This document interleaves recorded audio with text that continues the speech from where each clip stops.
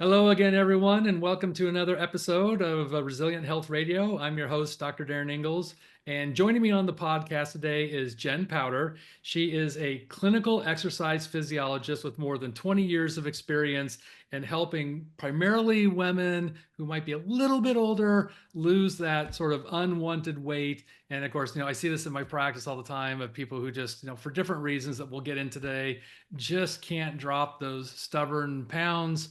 Jen is also the author of Diet Disruption, Lose Weight and Get Healthy Without Giving Up Your Life. I love that title. Jen, thank you Mm. so much for joining me on the show today. Oh my gosh, it's a pleasure. Thank you so much for having me. I love the message. I love your work, and I love talking about this area because it's such a hot topic. Well, certainly in my practice, this comes up, if not daily, certainly several times a week. Primarily women, again, who are coming in, they're doing everything right, at least in their eyes. I'm eating the right foods, I'm exercising, I'm trying to get good sleep. And I just, can't drop those stubborn pounds for different reasons. What do you see from your perspective is what are some of those limiting factors that seem to stop women from kind of getting over that hump? Yeah, and I think it's really important to distinguish. There's such a huge difference between women who want to drop those last 10 pounds versus women who are at their start of their weight loss journey, where maybe they're carrying 30, 40, 50 plus excess pounds or more. Those are two very different weight loss journeys. And, I specialize in where women are just starting their journey.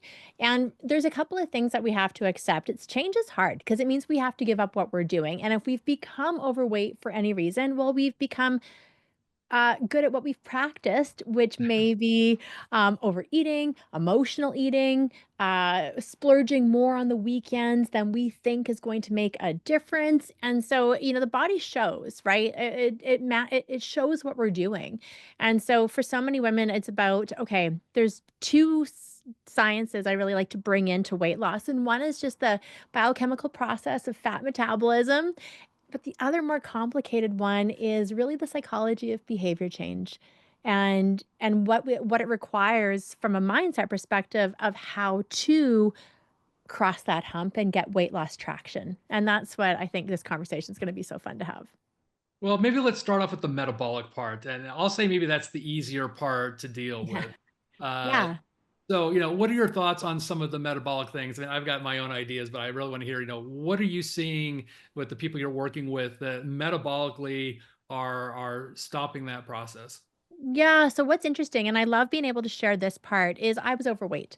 I'd previously been a marathoner. I had my degree, obviously in exercise science, and I got to a point where I was carrying an extra 40 plus pounds on my body, and I thought I was doing everything right, eating well, exercising, just trying to eat less, move more, and frankly, for me, I kind of had a breakdown moment and realized exercise was never going to be the thing that helped me lose weight because I can undo that in about 5 bites or 5 minutes, depending.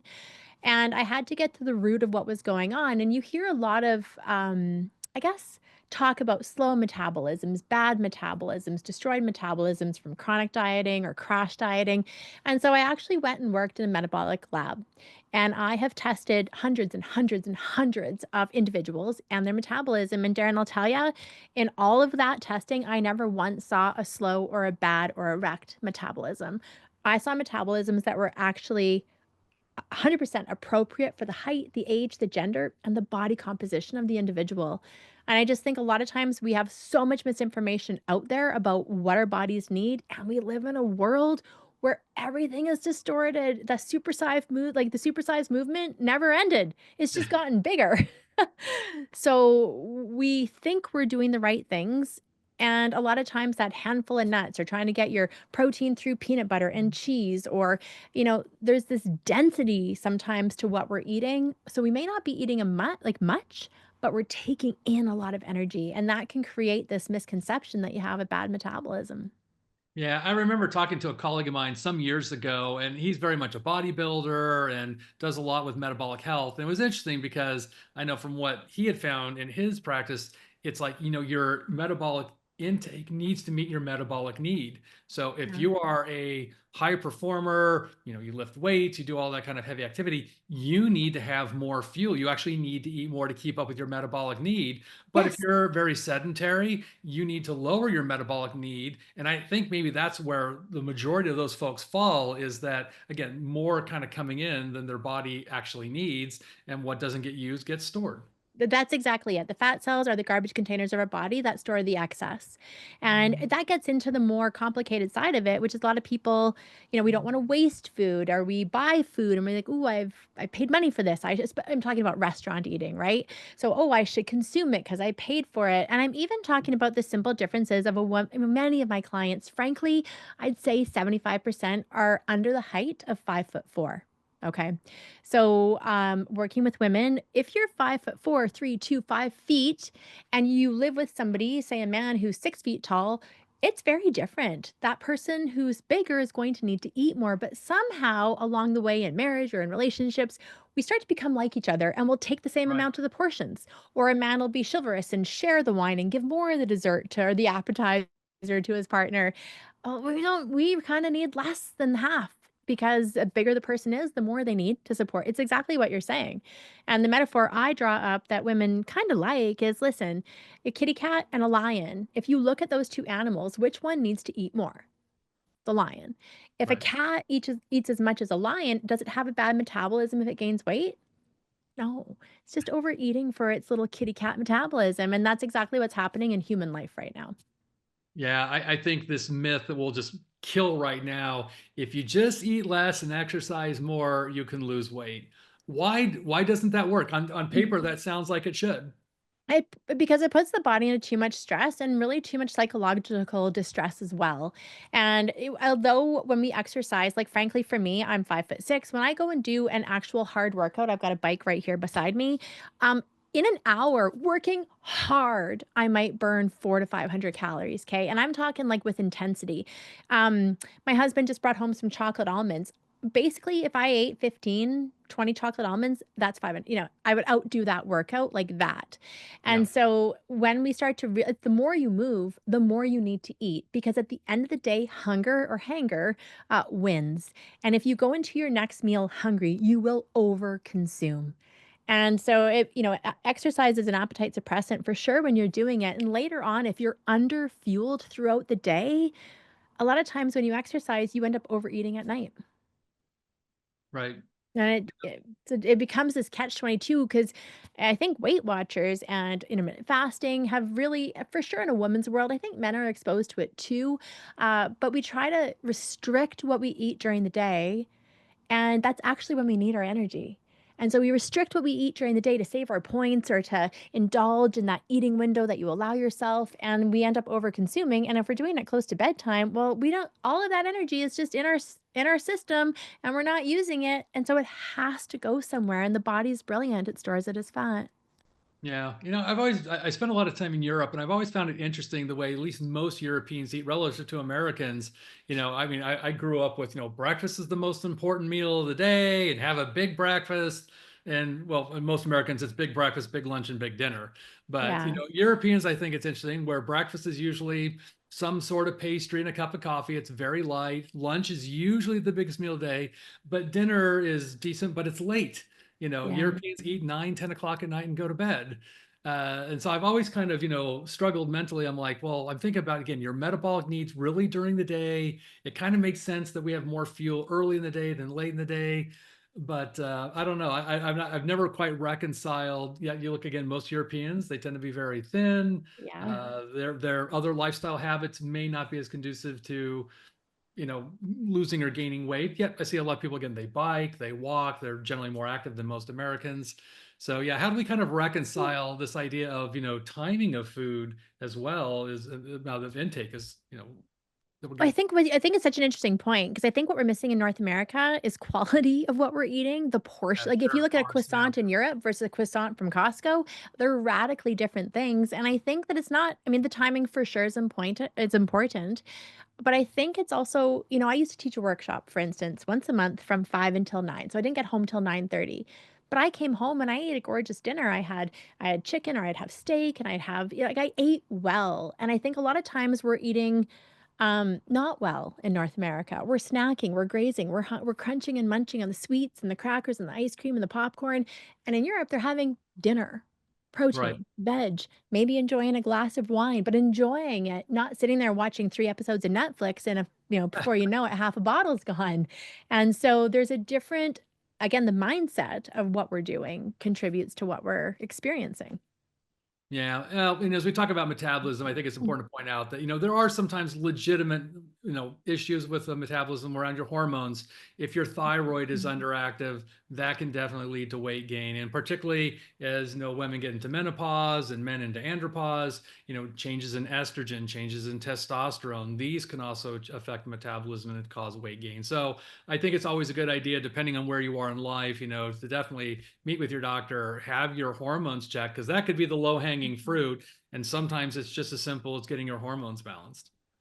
Yeah, it's an interesting thing because I always say to to the women and on the community I serve, if weight gain was an inevitable thing for every perimenopausal or menopausal woman, we would all be overweight, but we're not. So what's the difference? And I think a lot of it during the symptoms that, and I'm 50, I'm in it, is how we cope with so much of these symptoms. And I think it's really interesting that for women, we go through these years of having kids, of careering, of stress. And there's kind of this trifecta when energy is low, resources are low, you're maybe taking care of sick parents, you're going through these menopausal changes.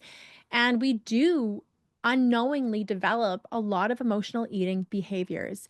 Now, I can say that because I would never have previously identified as an emotional eater, never.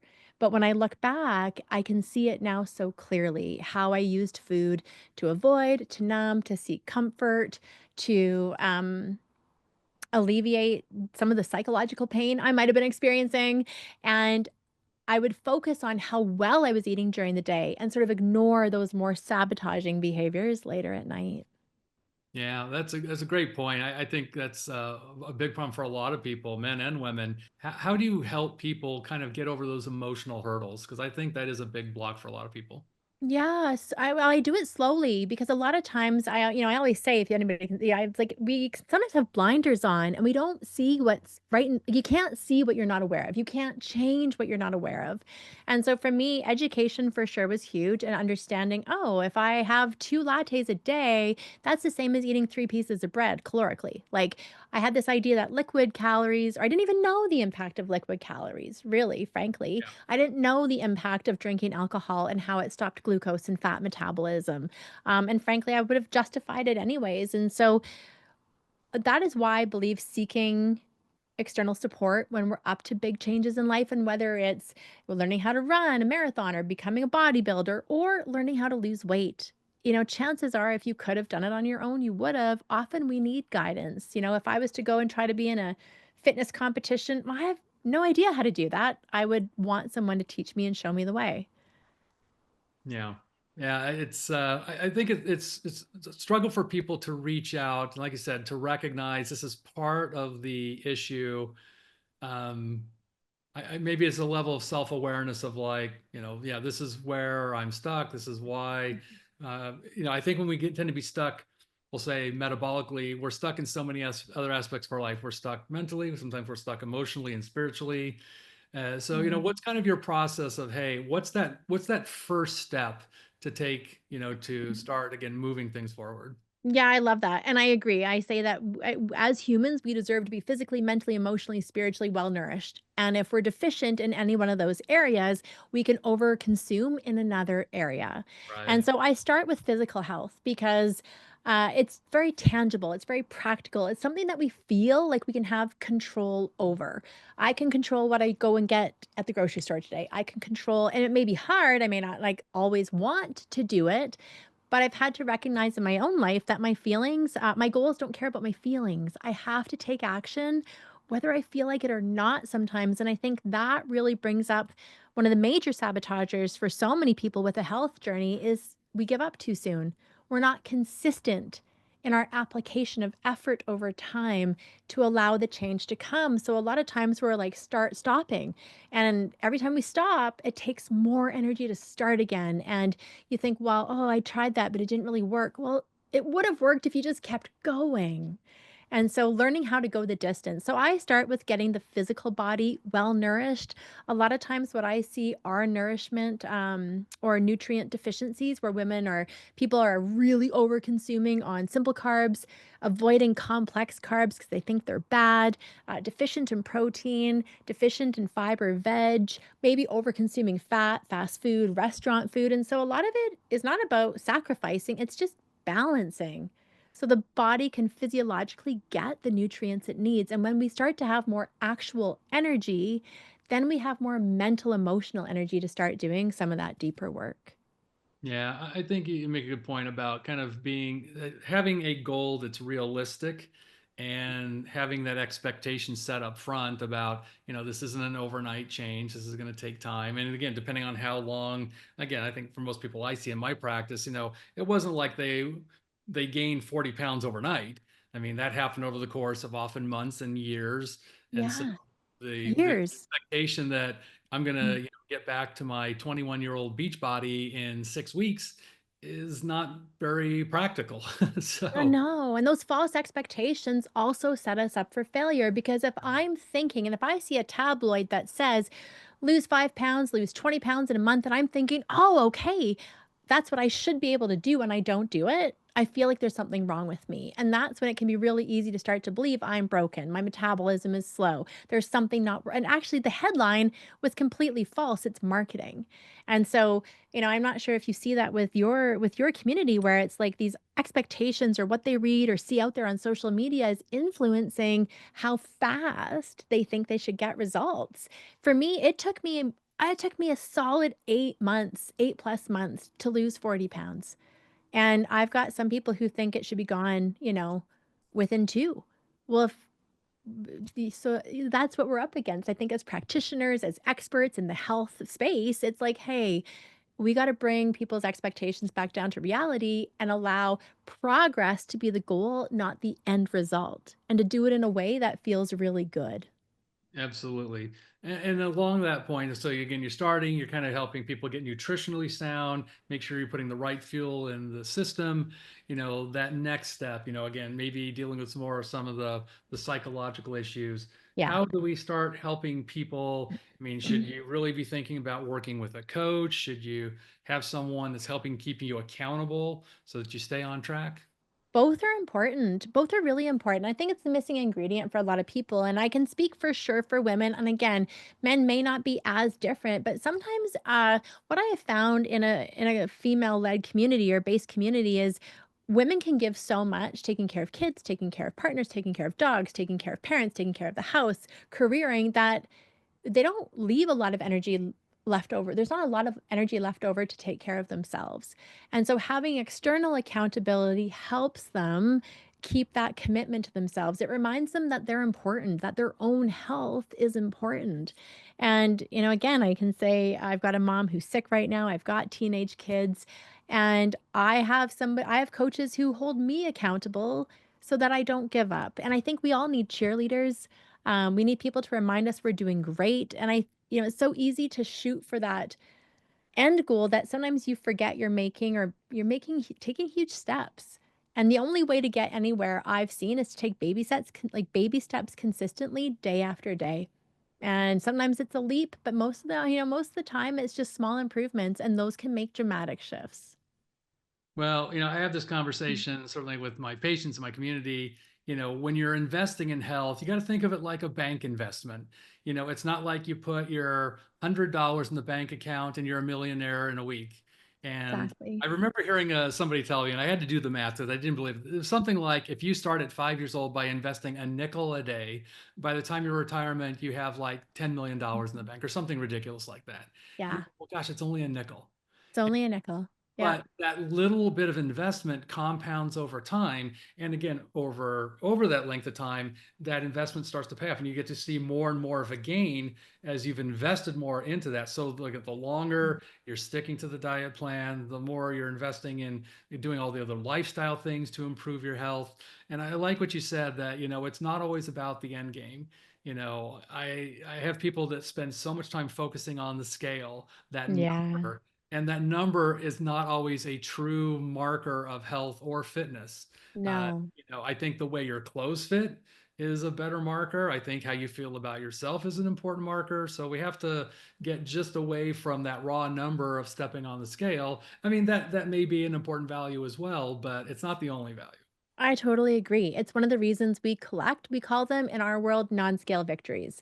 Yeah. So the scale is a tool, unfortunately, and I did this, Darren. I used to weigh myself 12 times a day. So I Oh, get up, I go pee, I get on the scale. And that number you almost hold your breath, and whatever you see, it can mess with your mood. If it goes up, you feel like a failure. If it goes down, you can feel like, "Ooh, I can get away with a bit more." Like, and it doesn't necessarily even happen consciously. And so you're right. I think energy level, how you're feeling by the time 4 o'clock rolls around. Are you a zombie? Do you go to your family at night and you're too tired to do anything? Or do you start to nourish yourself better and you're able to go play in the park or go for a walk, and, those are huge, and I think we underestimate how much value those things have in our life, and for me, I mentioned my mom, she's in a wheelchair. She has no skeletal muscle, and I go to an assisted living place to visit her, and every day it's very confronting because I see what happens if we don't invest now with time, with energy of taking good care of ourselves, and having just had a bit of a virus, I can tell you, the statement of when you don't have your health, what do you have? And so it's just a reminder, like, yeah, what I do now at this stage and age of the game, it matters. And so I'm 50. I know how I want to be at 70. I have to create that. I get to create that, but it will not just happen. right. Well, I think the cool thing too is that it Mm. doesn't matter how old you are, where you are in life. I think the beauty of being human is that our flexibility to change, I don't know that that's ever really lost. And again, I see people who are very overweight, they're very unhealthy, but again, it's just those baby steps that start you on that path, and the commitment to yourself and your health, and loving yourself enough to say, I'm worth sticking around on this Yeah. planet a little longer, and I'm here for my kids, I'm here for my family. That has value, and it's sometimes it's easy to forget that when you're in I the think, space of not feeling well. And yeah, it's a tough thing. If it was so easy, we would just didn't have the weight issues that we have. And obviously, this yeah. is something that millions and millions of people are struggling with. So I think that first step of just making that commitment to your health. I think so too, and I think there's so many factors at play. I sort of focus on that Gen X period, and for so many of us, we watched our moms being on Weight Watchers. Then Atkins came about. Then the war on fat began. So, oh, no fat, but we can have candy. And then, like, there's all these different.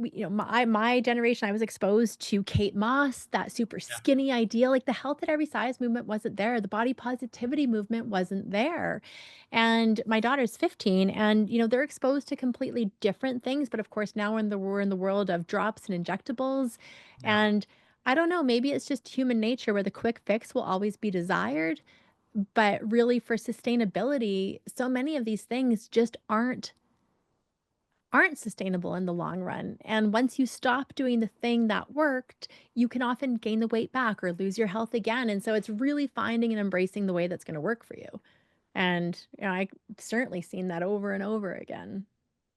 Well, I know that there's a certain group of people who feel like they just don't have the willpower. They just don't have that mental fortitude to do it. What's your advice for people who kind of have that self-defeatist attitude? What do you say to help them, get that spark back? I love that. Well, I do, and we do a lot of challenging and of our clients, and you got to take yourself on. And so much of this is the identity we have, and our identity today is only based on past decisions, past behaviors. And so if we want to embrace a new identity, we got to start to act like the person we want to become. And action is the fastest path to create motivation. And I used to sort of be like, "Oh, I'm gonna wait till I feel motivated." And, like, no matter how long I waited, I didn't really get motivated. And I had to realize, no, I need to take action because that action will help me see a result. And if I get a bit of a result, I feel proud. I start to feel more confident. I start to feel an inner sense of competence. And, when we're not good at things, it's hard to keep our confidence up, which I think goes back to community, cheerleaders, a support crew, and people who are reminding you, no, you did great today. And like, frankly, I've got a problem with this whole 10,000 steps thing. Can we talk about that for a sec? Yeah, Like, if for my clients, I mean, if you're carrying an extra 50, 60, 70 pounds in your body, do you know how hard it is to go and take 10,000 steps? Joint right, pain, knee pain, hip pain, back pain, not thigh chafe.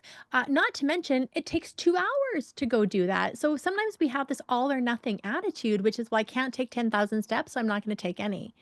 And right, it's like, go walk around your block just once right. and have that be the goal for today. Like, this is I think that that's just such a really important thing to hear for anybody who, has that perfectionism attitude. Because if you can't be perfect at it, why do it? The perfect doesn't exist. Just do a little bit better today than you did yesterday.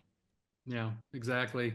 I realized I didn't I meant to ask this and I forgot, but I want to talk about this briefly. Can we talk just brief about the difference between weight loss and fat loss? Because I Yes. think it's an important Mm. distinction because sometimes weight loss translates to muscle loss, and Yeah. that's not what we're striving for. So can you just talk a little bit about the difference between the two? Yeah, I think it's such a great question.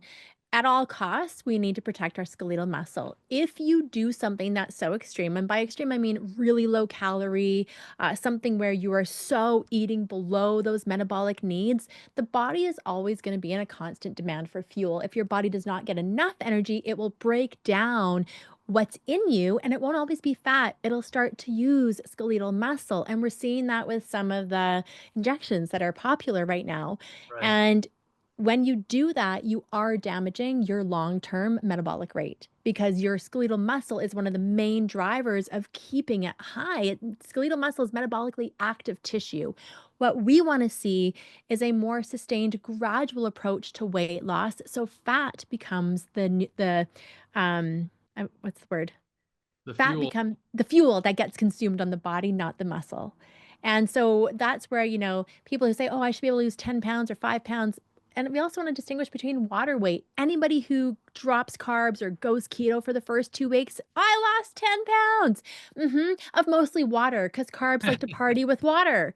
And then they think that they should keep that rate of fat loss up where it wasn't fat loss in the first place. It was a drop in intracellular body water. And so knowledge is huge because when you know that, you can change your level of expectations, which changes your concept of your own success.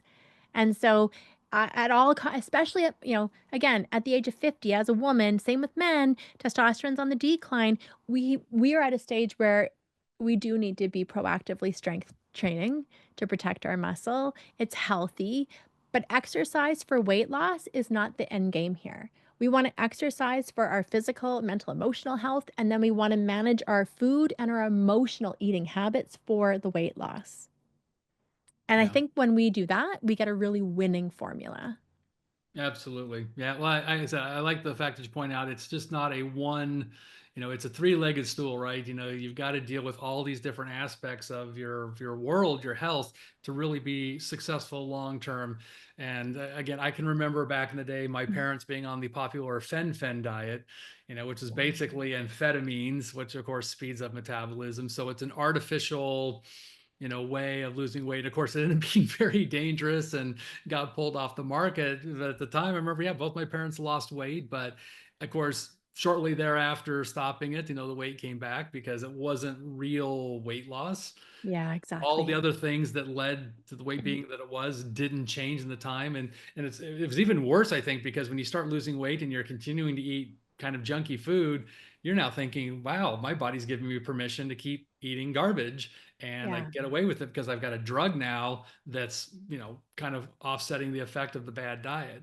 But yeah, if we want really sustained long-term weight loss, I don't know that we can outdo an unhealthy diet.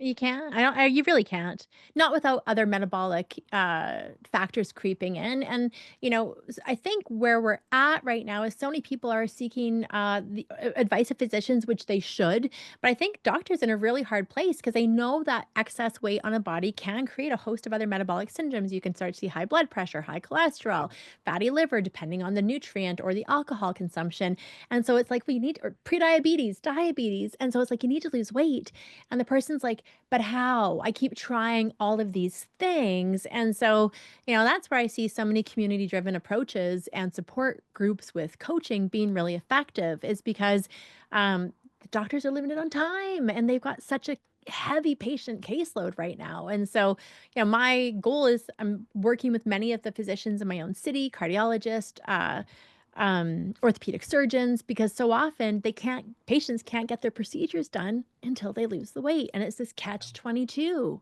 And so, I love being an allied health professional in this space where we're not promoting any kind of diet dogma.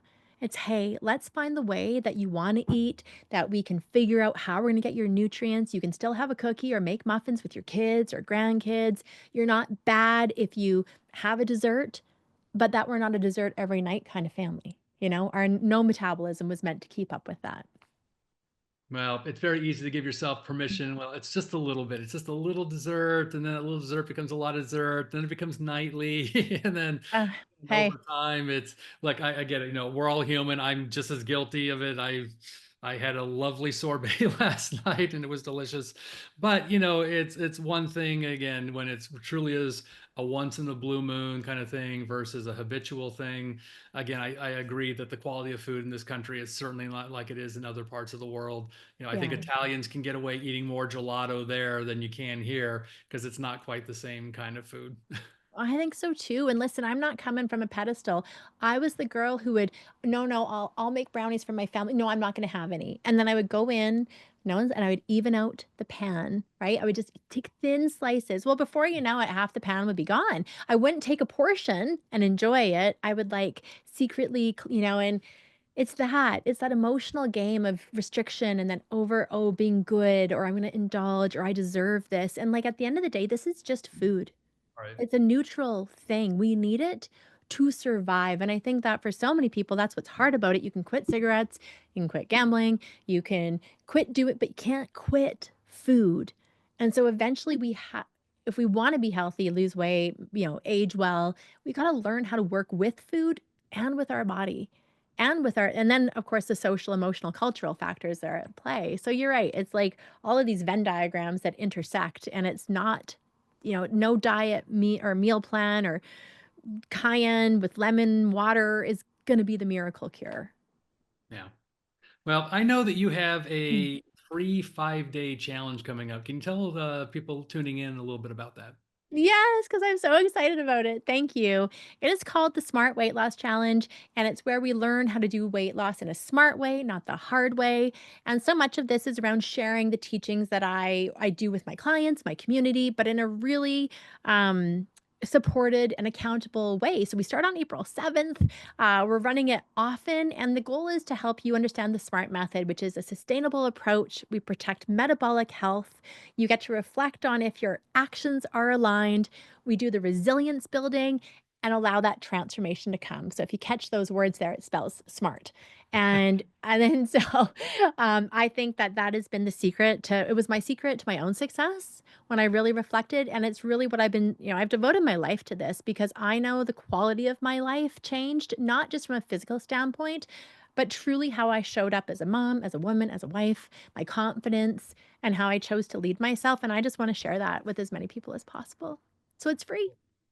Great. Well, again, I love the fact it's free, but again, I also appreciate, you're coming from a space of, you've been there. You've been through the same thing that so many of the people you're working with have struggled with. So I think it's so much more helpful when you have someone who's been on that other side that knows what it's like and, been through their own struggles of, getting to a place of being healthier. So I think for people tuning in, you're a great coach and leader in this area because again, not only have you been through it as kind of a patient, you've now helped educate a lot of other women about, getting to their goals.